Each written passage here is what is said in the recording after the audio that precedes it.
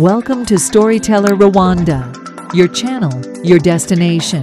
We are the Shining Mountain. Together we can make it possible. Fly the dream of Africa and live the life you need.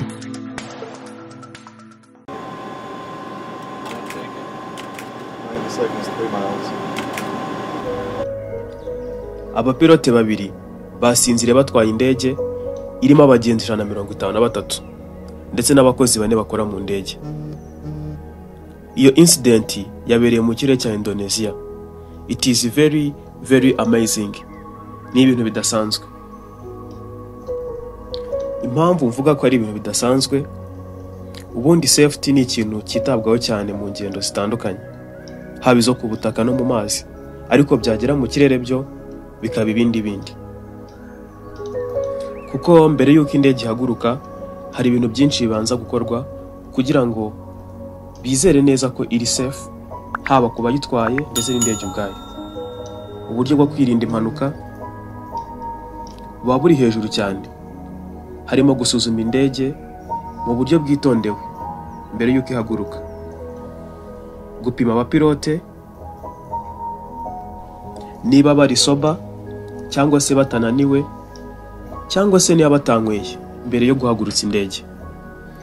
Ibyo rero bituma abantu benshi bibaza icyaba cyarateye abapilote gusinzira kandi indege iri kugenda. Ibyo rero bituma abantu benshi bibaza impamvu iriya incident yabaye muri Indonesia, abapilote bagasinzira indege iri kugenda. Ku itariki 25 z'ukwezi kwa mbere uyu mwaka nibwo twese twumvishe inkuru y'indege yavaga mu mujyi Sulawesi igiye mu murwa mukuru ko yataye umurongo.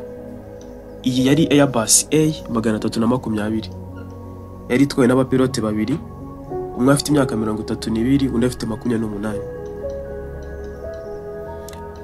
Bivugwa ko uyu wungirije umupilote yarananiwe cyane bitewe nuko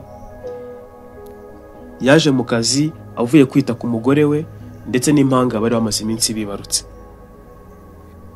National Transportation Safety ivuga ko pilot na co-pilot basinziriye byibuze iminota 28 yose, ku buryo batabashaga no kumva cyangwa se kwakira communication y'abagenzi babo bari ku butaka. Ibiro byari ibibazo bikomeye, zari inzozi mbi ku bagenzi bagera ku 153 ndetse n'abakozi 4 bakoraga mu ndege. Bivugwa ko indege igihaguruka, pilote mukuru yabwiye umwungirije ati yobora genda umva naniwe, yamubwiye ko akeneye akaruhuko. Gusa hashize akanya gato wari wamwakiriye nawe yese asinzira. Report igaragaza ko uyu co-pilot ari wari umaze ukwezi we n'umugore babyaye za mpanga twavuze hejuru, kandi ko ari wabitagaho cyane.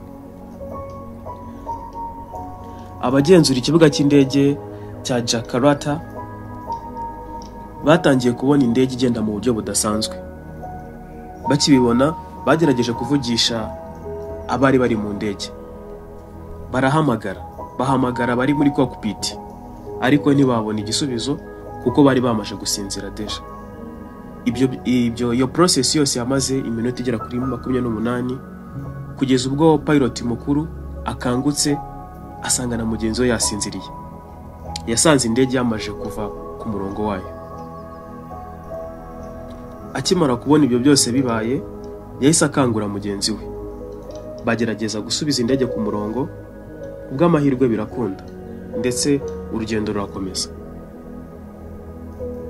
Ibisubizo by'ibipimo byafashwe mbere yuko indege ihaguruka byemeje ko abapilote bose, haba pilot ndetse na co-pilot, bari soba ndetse bameze neza. Ibipimo bikomeza kugaragaza ko imitima yabo yateraga neza, amaraso yabo atembera neza ndetse nta n'inzoga zari ziri mu mibiri yabo. Nubwo bigaragara ko bari baruhutse neza, ibizamini ntibyemeza niba koko ikiruko bari bafashe mbere yuko baza mu kazi cyari gihagije. Niyo mpamvu ubuyobozi bw'ingendo zo mu kirere bukomeje gusaba Batik Airline kurushaho kwita ku kiruhuko cy'abakozi babo.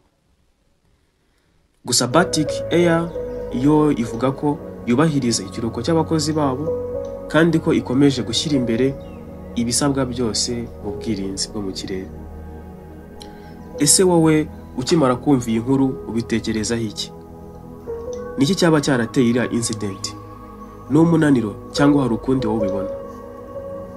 Shyira igitekerezo cyawe muri comment.